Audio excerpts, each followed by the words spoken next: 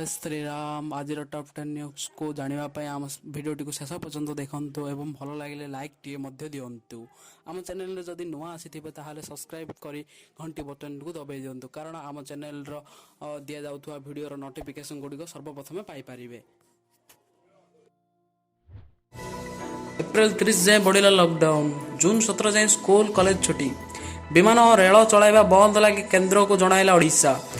सामाजिक दूरत्व रखा राज्य में कृषि और मनरेगा कार्य चलला। अर्थनैतिक नुहे मनीष जीवन गुरुत्वपूर्ण बोली कहले नवीन। मास्क न लगाइले जरिमाना। कोरोना संक्रमण रोकवा दिगरे सरकार एक बड़ पदक्षेप नेबाकु जाई आज समग्र राज्य में मास्क पिंधिबा कड़ाकड़ी करा जायछि। केवल सेतिकी नुहे एथिपाई दंड विधान व्यवस्था करने को भी पछाई नाहांती। आज कैबिनेट निष्पत्ति निया जायछि जेउ माने सर्वसाधारण को आसुथिबे अर्थात मास्क न पिंधि थिबे सेमाने एणिकी जरिमाना देबा को प्रथम 3 थर 200 टंका लेखाए आदाय हेबो, किंतु चतुर्थ थर रु प्रति थर पाई प्रति व्यक्ति ठारो 500 टंका लेखाए आदाय करा जिवो। कोरोना मुकाबला पाई नवीन को प्रशंसा। तमिल पत्रिका प्रच्छदरे नवीन सारा विश्व अनुकरण करुछि। धर्मेंद्र प्रताप भी स्वागत कले नवीन को। नवम श्रेणी बाकी परीक्षा हेबनी। नवम श्रेणी वार्षिक परीक्षार बाकी थिबा गोटे विषय परीक्षा हेब नाही।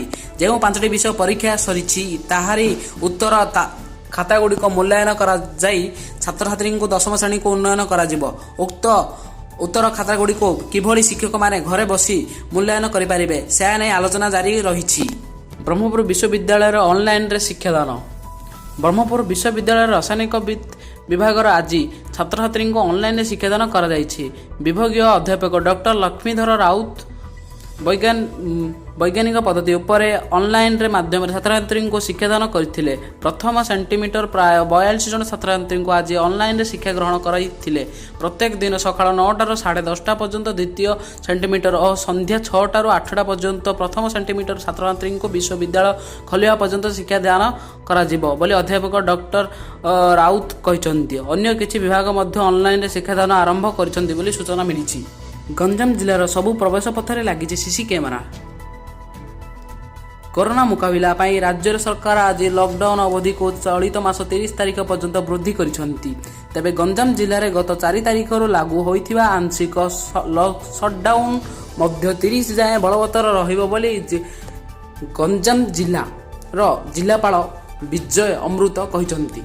साइबर अपराधी टार्गेट रे बैंक ग्राहक।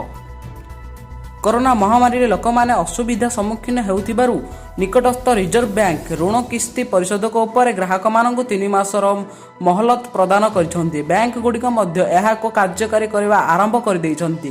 तेबे एही अवसर में साइबर अपराधी माने सक्रिय होई उठिसंती। लोकन को मासिक ऋण किस्ती मोहलत देबाकू कही सेमानक फोन को जाइथिबा ओटीपी मागुछंती। संपुक्त व्यक्ति माने एही अपराधी रे ओटीपी देई देबा परे से अकाउंट रो एमानक टंका नै जिबाको सक्षम हेउछंती। एभली भाबरे सेमानक अकाउंट रो अनेक गुड़िए टंका नै पारुछंती।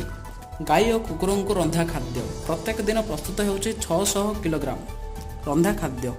भकिला गाय और कुकुरों को रंधा खाद्य बांटुछि ब्रह्मपुर महानगर निगम। प्रत्येक दिन सकाळ रंधा खाद्य प्रस्तुत करा जाय परे गलीकंदी रे बुली अलिया उठा गाड़ी रे विभिन्न कुकुरों को और गायों को खाद्य दिया जाउछि।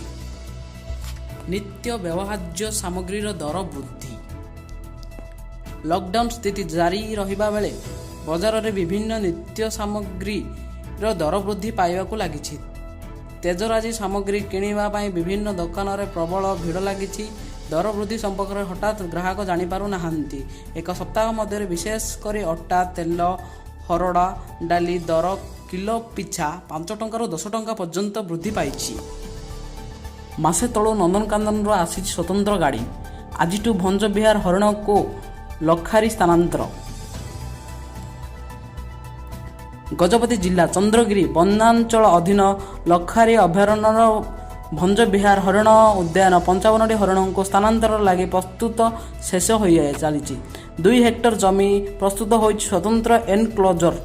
दिन को 5 ରୁ 6 हरिण स्थानांतर होउचंती। डीएफओ सत्ता हराइब वन विहार आकर्षण हरिण पार्क।